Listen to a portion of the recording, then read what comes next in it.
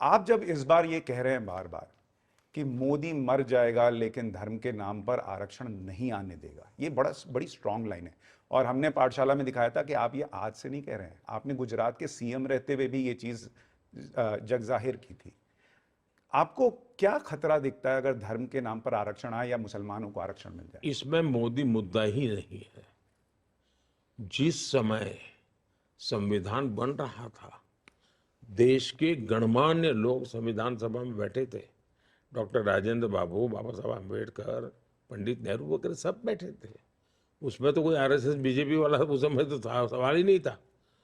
ऐसे और सभी संप्रदाय के लोग बैठे थे और सबने मिल बैठ करके लंबी चर्चा के बाद तय किया कि भारत जैसे देश में धर्म के आधार पर आरक्षण भारत को नुकसान करेगा। ये लंबी सोच के लिए ठीक नहीं है।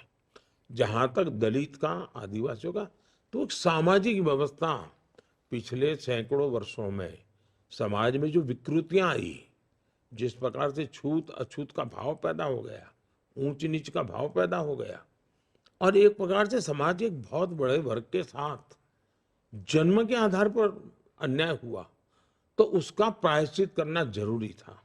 और उसमें ये सुझाव निकला और ये निर्णय भी सनातनियों ने किया है।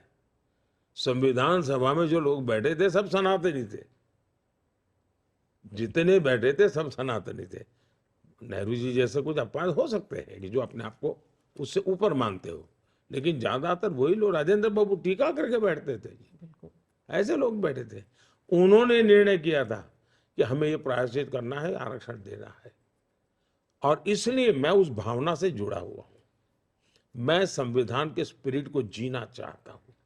मैं संविधान के शब्दों का प्रतिष्ठा बढ़ाना चाहता हूं और इसलिए मैं डे वन से कह रहा हूं कि संविधान की भावना के विरुद्ध धर्म के आधार पर आरक्षण। इसका मतलब ये नहीं कि मुसलमान को बेनिफिट नहीं मिलेगा। जैसे हमने जब पार्लियामेंट में 10% का किया आरक्षण, कि सामान्य जाति के गरीब लोग हैं उनको कोई झगड़ा नहीं हुआ, किसी का लूटा नहीं, चोरी नहीं की। सामान्य वर्ग के, चाहे वो ब्राह्मण होगा, बनिया होगा, उसका बेटा भी अगर वो गरीबी वाला है उसको मिलेगा। उसमें मुसलमान समाज के भी जो आरक्षण कहीं मिलता नहीं है, उनके भी गरीब लोग हैं, उसमें हकदार है। मतलब हक नहीं छीन रहे हैं, धर्म को आधार मानने से हम विरोध कर रहे हैं। इकोनॉमिकली वीकर सेक्शन हम मुसलमान को नहीं देंगे ऐसा मैं नहीं कह रहा हूं। मैं कहता हूं धर्म के आधार पर रचना नहीं हो सकती। इस देश में गरीब है तो हिंदू हो, मुसलमान हो, ईसाई हो, पारसी हो, कोई भी हो, सबको बेनिफिट मिलना चाहिए।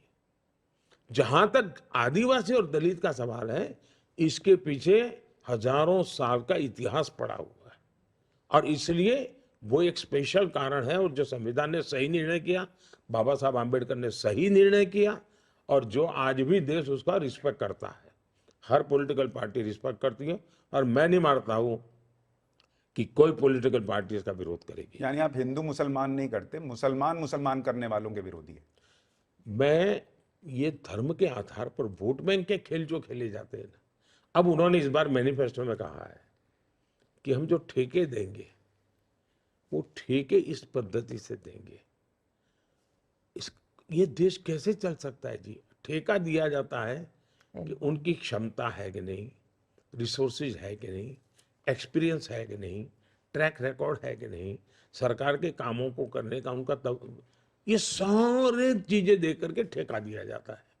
अब आप कहते उसमें भी आरक्षण होगा और वो माइनॉरिटी के लिए आरक्षण होगा। तो इसके बदले में जब लोग कहते हैं कि आप मुसलमान विरोधी हैं, वो कहते हैं कि मुसलमानों को इस देश में डराया जाता है, मोदी इनके खिलाफ हैं, हिंदू मुसलमान करते हैं जब चुनाव होता है। जब अटल जी की सरकार थी तब भी हमारे मैनिफेस्टो में रहता था राम मंदिर, तब भी रहता था 370, तब भी रहता था यूसीसी।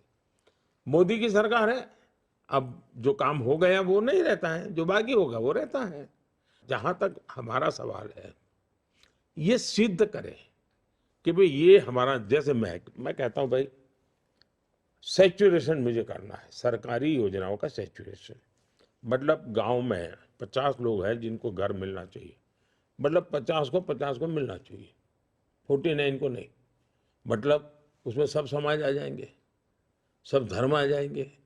आप जब 100% की बात करते हैं तो सामाजिक न्याय की ये गारंटी है, सेकुलरिज्म की गारंटी है। मोदी हर काम उस प्रकार से करता है कि भाई सबको सब मिले, इसके लिए करो। अभी भी मैं पब्लिकली कहता हूं कि हमने 4 करोड़ घर बनाए। अब कुछ परिवार हैं, विस्तार हुआ उनका, तो उनको एक घर की जरूरत है। तो राज्यों से मुझे कहा जाता है साहब अगर कुछ और मकान हो जाए, तो मैंने कहा चलो भाई 3 करोड़ और हम प्लान करते हैं, शायद 3 करोड़ की जरूरत नहीं पड़ेगी। तो मैं पब्लिकली अभी सभाओं में कहता हूँ कि भाई आप चुनाव में जाते हो तो जाइए, लेकिन मेरा एक काम करिए, अगर कहीं कोई नज़र आ जाए किसी को अभी घर मिला नहीं है, नल से जल मिला नहीं है, गैस का कनेक्शन नहीं मिला है, रह गया है, तो आप उसकी चिट्ठी मुझे लिख दीजिए और उसको मेरी तरफ से कह दीजिए कि मोदी की गारंटी है कि तीसरे टर्म में ये मिल जाएगा।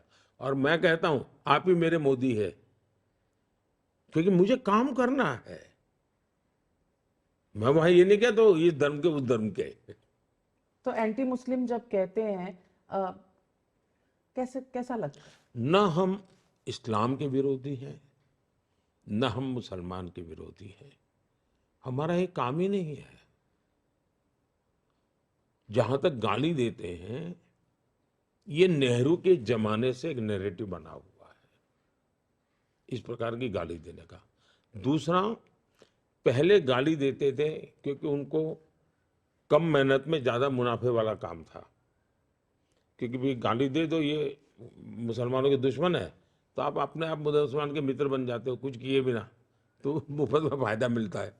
तो इसलिए उन्होंने ये एक भय का वातावरण बना करके फायदा लेने के लिए दुकान चलाए रखी है। मुसलमान समाज अब समझदार है।